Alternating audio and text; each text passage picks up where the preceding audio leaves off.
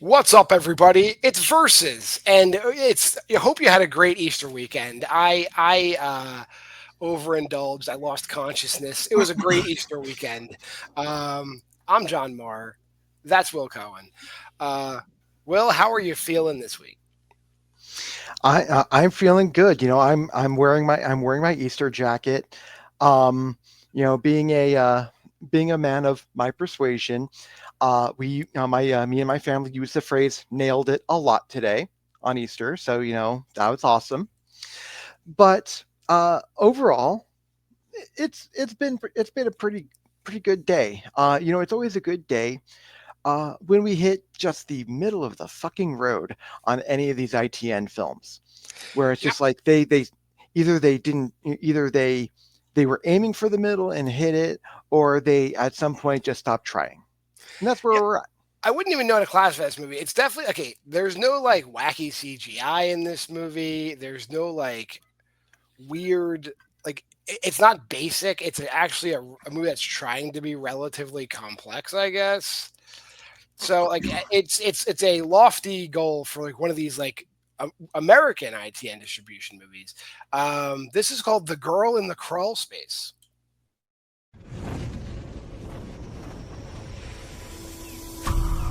You remember Jill McBain, don't you?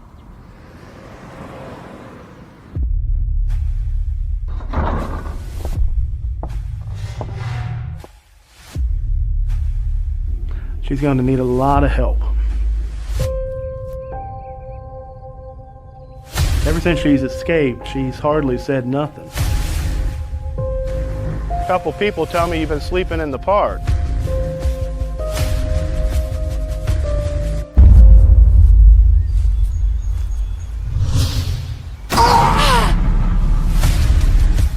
Don't you got some old friends around here? I don't want anything over my head.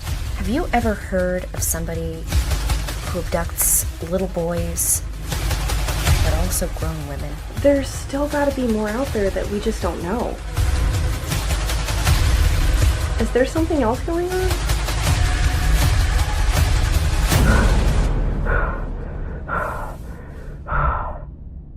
So that's The Girl in the Crawl Space, and I'd say jumping right into it. We don't do. I mean, we don't even throw up spoilers on this show because these movies don't deserve the warning. Like, if you're watching this video and we spoil this movie, like that's what these movies deserve. My biggest issue with The Girl in the Crawl Space is like when the reveal is given, it's like none of the movie before it makes any sense. Like at that point, like I don't understand. Like I'm not a serial killer, but if I was, I'd be a way better serial killer than these guys. Well, Yeah, pretty much. First of all, if I had an ounce of balls, I would have shown up as basically a caricature of the titular girl in the crawl space, just like giving like just like not addressing anything and just like talking about like weird ass movies I probably have not seen. No westerns. Only Grandpa Lee and I watch westerns. Cool, no westerns. Only when things were good. That's when we watch westerns. But none of these films ever do make very much sense. Again, maybe it's just because I've seen too many of these things now. this falls into like one of those weird indie, like nano indie horror movie tropes where like people just weren't told by adults like that shouldn't be in a movie. Like the amount of like obscure like look how cool I am about movies talk that happens in this movie. You got to leave that rookie shit out of here. More like the time he wore that crazy hat in The Last of the Renegades. When he played Hot Dead in I Am Sartana, Your Angel of Death. Loco in the Great Silence. Just the conversations that people have around the Dungeons and Dragons table. Steve Reeves in Hercules Unchained. Gordon Scott in Hercules vs. Moloch. Alan Steele in Hercules Against the Moonmen. And Reg Park in Hercules in the Haunted World. About movies are not conversations that happen in we are friends in this movie community with pretentious people, and none of them talk like these people. That's like how pretentious the conversations get in this movie. It'd be Linda Carter as Wonder Woman, and Deirdre Hall as Electra Woman, and Barbara Bain as Cinnamon Carter, and Diana Rigg as Mrs. Peel. Yeah, like the most, like, think about the most pretentious person in the in the community, in our little community. Got it. That person would tell that entire room to go fuck themselves. Yes. Instantly, within 5 minutes, they would flip that fucking table and walk the fuck out. But let's set the scene here. In this movie, the girl in the crawl space, who's Jill, isn't really even, I guess, the main characters. The main characters are Kristen and Johnny. Kristen grew up in this town, which is in Indiana. So not really doing Indiana any favors in this movie either. I imagine this is kind of where Jeremy lives, in this area of the country. So Kristen was this small, dilapidated, hollowed out Indiana small town girl who moved to California for some reason, and then met a shitty screenwriter, Johnny, who wrote scripts for several horror direct-to-video sequels. I wrote Butcher Birthday Part 4, Sorority Graveyard Part 2, also wrote Resting Bitch Face Massacre Part 2. And then her dad dies. And then they move back to Shitlick, Indiana, where the town is just hollowed out, but they got serial killers. And then but she's moved back because she's a therapist. And all the families of all the kids who have been kidnapped and killed, she's going back to heal the community. Thought that if I came back, I can give back and help some of these families who have had missing kids all these years. Also, why she's with this fucking piece of shit Johnny is beyond me. First of all, he brags about minuscule accomplishments. I'm Johnny Swan. I know you guys have seen a few of my movies. You probably even jerked off to them too. It's like I have sold scripts that are better than anything this motherfucker put out. I have actually been in movies that that actually went further than any of these guys films did, and he's bragging about this shit. And he has an agent. He is a shitty horror movie scriptwriter, and he has an agent, which I guess happens. And the agent's hounding him. Even the agent hates him. Yeah, the agent's hounding him. When are you going to give me another script? When are you going to churn out the Amityville dildo? So are you working or what? I haven't even unpacked my laptop, Sax. So you're not working. You drove across an entire country and had nothing but time to think. Yeah. When am I going to get this? When am I going to get my hands on this? Also, when are you going to give me Amityville Karen 2? Yeah, there's a throwaway line too about the town where it's oh yeah, we used to have a gas station and a bank, and those closed down. Your town can't support a gas station and a bank. What the fuck? But your six main core geeks somehow get to have their fucking center so they can hold their what is it they call obviously they found the Kroger brand. Yeah, it's swords and it's something swords, Visions of Swords. They're playing Dungeons and Dragons. It's not Dungeons and Dragons. Okay, from here on out, we're calling this group Crossing Swords. Oh man.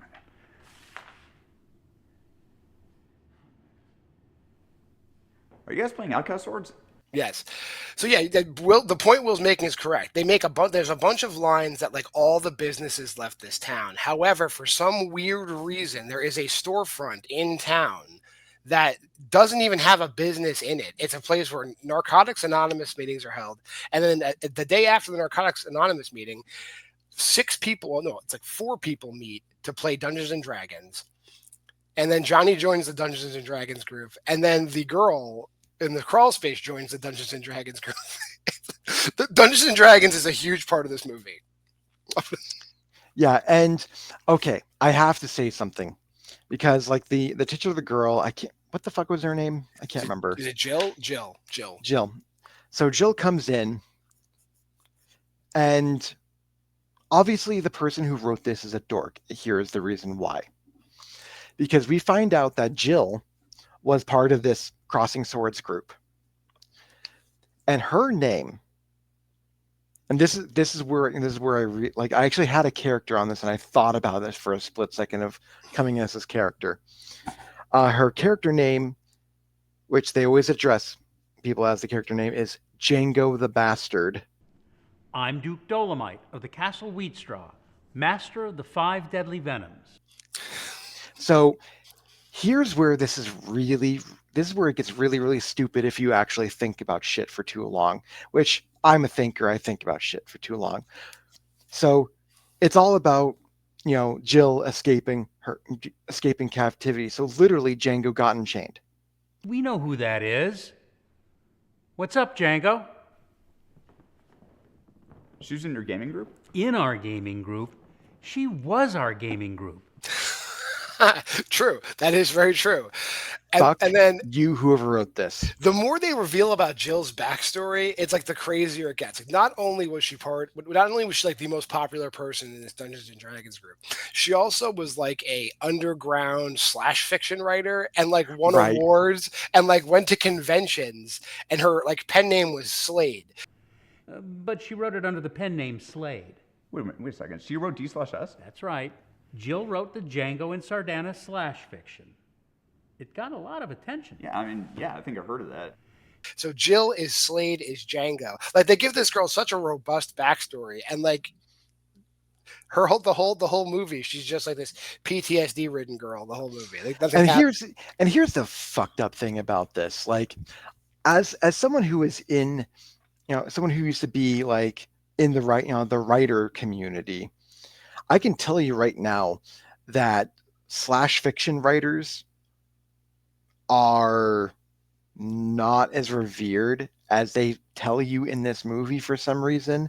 Like the shitty horror script writer Johnny, all of a sudden, first of all, he's talking shit about slash fiction, which no, you pretty much do that in the writer community.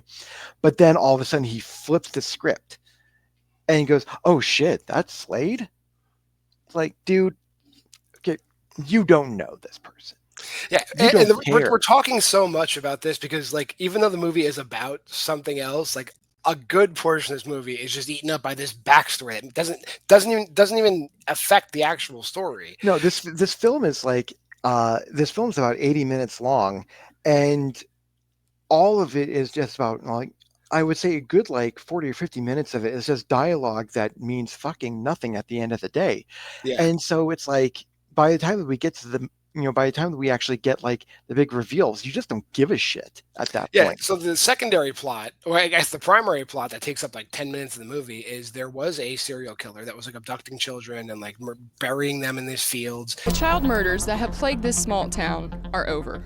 And they killed a bunch of migrant worker children and all kinds of stuff. But this girl, who is not a child, escaped captivity. Jill McBain, a young woman missing for 7 years, escaped a crawl space where she was being kept prisoner and alerted local law enforcement. It's like, and then the psychoanalyst character is like, "Oh, would there be a serial killer that kills children but also abducts women?" And it's like, well, no. And then boom, we're bury the lead here, like the weird, really poorly acted, fat, stereotypical boss hog sheriff character is the bad guy. I'm sorry too. And he struck a deal with the child murderer, like, "Hey, buddy, like I'm the law in this town. I'm cool with you murdering all these kids. Will you let me rape some women?" And the guy's like, "You got a deal." And like, that's the big reveal, that like there were 2 serial killers and one of them is this dude. And here comes the plot problem. So the Sheriff Woody is the killer, but for the majority of the movie, he let that girl escape. Then he's the one that refers her to therapy, and he's always just hanging around and like palling around with her.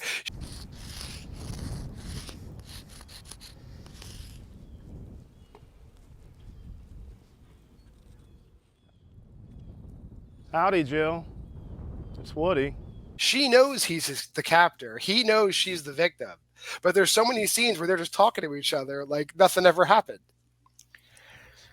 Yeah, and it's like the cop is just constantly like this is the first time I think that the cop is actually trying to do their job in an ITN film, which is kind of shocking. But the reason why he's doing his job is because he's trying to cover up the fact that he's, getting some foreskin. So it's like, it's. But like, here's the problem. He is a kidnapper, rapist, whatever. There's at least 2 or 3 scenes where he's put the victim, in therapy now. So his secret is going to come out eventually in therapy. And there are scenes where he's alone with her. Just kill her. Like, just kill her. Why wouldn't you kill her? I mean, let's be honest, this film has a lot of problems. Yeah. But, John, let's be honest, how many times have we seen a movie where the obvious kill can happen? Where the killer has the opportunity and could have ended this film and saved us all the other 75 minutes. This is like the best example of that, because this is obviously one of the best examples of it. But again, I'm so fucking desensitized to this shit. I just didn't care. Let's just talk about the end, because, like, yeah. So Woody, the sheriff, kidnaps Kristen. Like, she's about to leave town anyway, and he like tasers her and puts her in captivity. She's in the trunk of the car. He drives past the boyfriend, and the boyfriend and Jill like team up. And then Jill all of a sudden's like, "Oh, you know what? I know where they are, because it's the house I was kidnapped in. Is the sheriff's house." Well, you fucking knew this the whole time. It's okay. I remember now.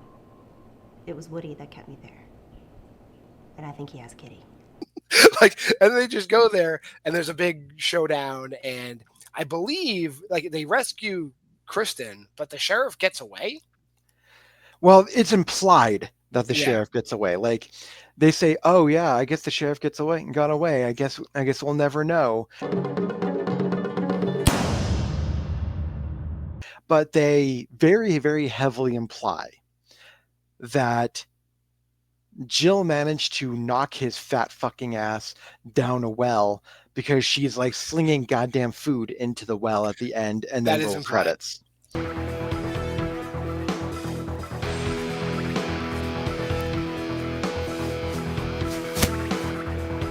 So it's like, okay, that's so now there's a dude at the bottom of the well who's just not yelling for help, I guess. That's whatever.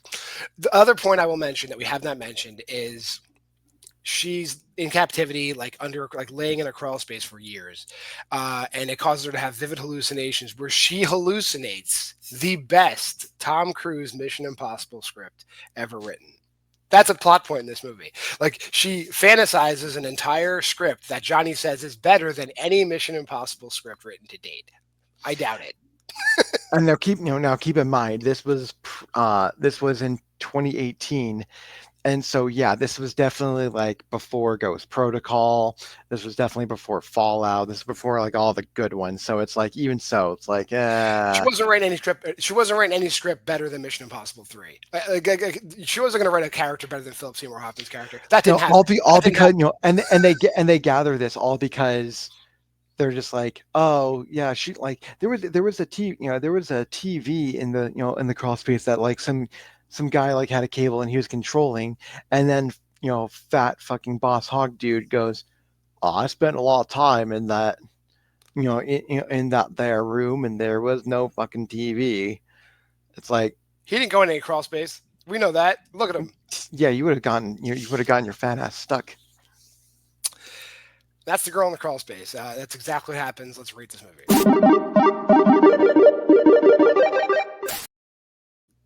Like, all told, I'll go first. All told, it's not like, I mean, we've seen way worse movies. Like, there's no like shitty CGI. There's only one poorly written character. The movie makes no sense. It falls apart and totally, but like it's not bad. So I'm gonna give it a 2. Will? Like, you're right that it doesn't have any bad CGI. The script, with all its flaws, isn't the worst thing yet. No one's singing about, no one's forcing their spouses to sing about their genitals in the third person. I mean, that would have made that, let's face it, this would have made that much more interesting. Jane who's got a nice Rango or something. I don't know. Fuck. Yeah. But all things considered, maybe I was overly generous in giving it 2.5. But again, it's split right. It just aimed directly for that middle, or maybe they were hoping for something better. But it's like, guys, if you want me to like give your movie a 3 at the very least, you need to actually put some fucking thought into your thing. And you need Dinosaur Hotel 3 level. You need to go for it that much. I mean, if they would have kind of had this script and then like gone the distance for Dinosaur Hotel, this is getting at least 3.5. Yeah, because at least Dinosaur Hotel 3 understood how stupid it was, and if this film would have understood how stupid it was, then this would have been like right up there on the Kafka, the Kaufman-esque genius of Spiders on a Plane. But it didn't even go that way, so it's like, no, fuck off. That'll do it. If you made this far in the video, like, comment, subscribe, and share. Go to the Facebook group at Why We Love Horror. Check out this website here. That's our Letterboxd challenge for 2025. Watch the movies along with us and let us know what you're doing. Schedule here's the same. This week, Liv did not do Why Liv Loves Horror because it was Easter, and we don't fuck with little kids' Easters. Like, I'm not going to force my daughter to record a video on Easter. That's just silly. I'm not that kind of parent. But Monday is Versus, and you're watching it. Wednesday, Aaron Unwinds. Thursday, Why We Love Horror. Friday, 2 episodes of Why We Love Horror Trivia. The return of Why We Love Horror Trivia Jeopardy this week as well. And I know you're wondering, what are we doing next week on Versus? There's another trilogy, Will, if you could believe it. We got a brand new trilogy coming, and ITN only did Lake Fear 3. So we are going to have to do some research and go back in time and find Lake Fear and Lake Fear 2 before we get to Lake Fear 3. So I don't want to just jump into the end of a franchise. So next week it's Lake Fear, which is not an ITN distribution movie, I don't think. So that's where we're going, Lake Fear. We'll see you next week on Versus. I'm John. He's Will.